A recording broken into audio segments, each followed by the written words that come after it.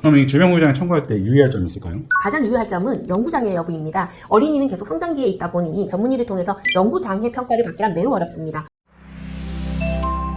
안녕하세요. 사건사고TV 김지준입니다. 자녀가 있으신 경우라면 오늘 영상 끝까지 시청해 주시면 좋을 것 같습니다. 소중한 우리 아이에게 혹시나 모를 질병과 사고에 대비해서 보험을 가입해 두죠. 태어나기 전 태아보험에 가입하기도 하고 출산 이후에는 어린이 보험으로 가입하기도 하는데요. 오늘은 이 어린이 보험 중에 특별한 특약에 대해서 알아보는 시간을 가지겠습니다. 안녕하세요. 네, 안녕하세요. 어린이 보험이나 태아 보험에는 다양한 특약들이 존재하지 않습니까? 그 중에서 오늘 알려주실 특약은 어떤 내용일까요? 네, 오늘은 어린이 보험의 질병 후유 장애 특약에 대해서 한번 알아볼 텐데요. 아이의 질병으로 병원비나 치료비가 많이 발생하는 경우에 대비해서 가입하는 질병 후유 장애 특약은 보험금이 비교적 고액인 경우가 많습니다. 그만큼 보험금 지급까지 굉장히 어려운 과정일 수가 있는데요. 오늘은 이 후유 장애가 어떤 경우에 발생할 수 있으며 진행 시에는 어떤 부분을 유의해야 하는지에 대해서 알려드리겠습니다. 네, 그럼 질병 후유 장애 특약을 먼저 소개를 해주시죠.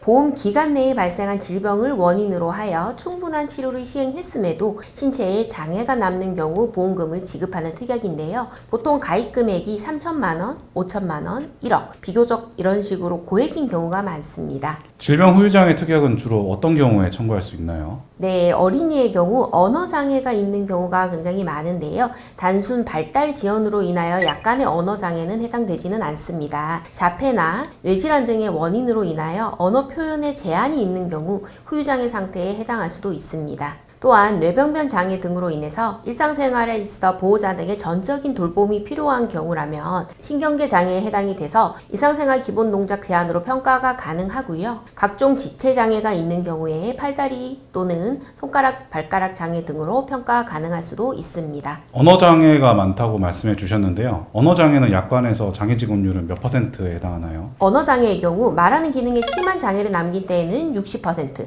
뚜렷한 장애를 남긴 때에는 20%, 약간의 장애를 남긴 때에는 5%에 해당하는 후유장애 상태입니다. 다만 2018년 4월 이전 약관의 경우에는 말하는 기능에 심한 장애를 남긴 때에는 60%가 아닌 80%로 규정이 되어 있으니 이 부분은 참고하셔야 합니다. 그럼 이 질병 후유 장애 청구할 때 유의할 점이 있을까요? 가장 유의할 점은 연구장애 여부입니다. 어린이는 계속 성장기에 있다 보니 전문의를 통해서 연구장애 평가를 받기란 매우 어렵습니다. 특히 아이를 치료하고 있는 의사의 경우에는 연구장애에 대한 평가를 내리려고 하지는 않습니다. 그럼 거꾸로 이제 보험회사에서 이 연구장애가 아니다 이렇게 주장하겠군요. 네, 맞습니다. 성장기 어린이의 경우 호전 가능성을 주장하면서 연구장애 상태가 아님을 주장을 하거나 현재 상태에서 평가를 할 수 없다는 평가 보류를 주장하는 경우가 굉장히 많습니다. 또 주의해야 할 점이 있을까요? 네, 질병 후유장애의 경우 50% 이상의 후유장애, 80% 이상의 후유장애 상태인 경우 해당 장애율에 못 미친다는 주장을 하는 경우가 많습니다. 특히 50% 이상, 80% 이상 후유장애 특약은 연금으로 지급하거나 매우 고액 담보가 많기 때문에 그러한데요. 일상생활 기본 동작 제한의 경우 평가에 따라서 5에서 10% 정도 적게 평가하려고도 합니다. 단 3%의 장애만으로도 보험금을 지급하지 않을 수 있기 때문입니다. 맞습니다. 저희가 진행을 하다 보면 이런 상황이 매우 많은데요. 일반 보험 소비자 입장에서 대응하는 것이 상당히 어렵습니다. 그리고 청구하신 다음이라면 보험회사에 유리한 자료가 만들어지는 경우도 많습니다. 그렇기 때문에 저희 손해상사 상담을 미리 진행하시는 것이 보험금을 안전하게 지급받을 수 있는 방법이 아닐까 싶은데요.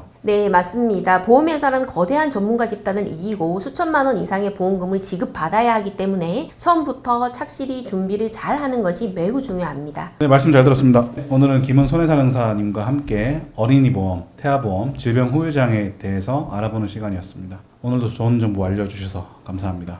감사합니다. 다음 시간에 또 다른 보상 정보 가지고 돌아오겠습니다. 영상 시청해 주셔서 감사합니다.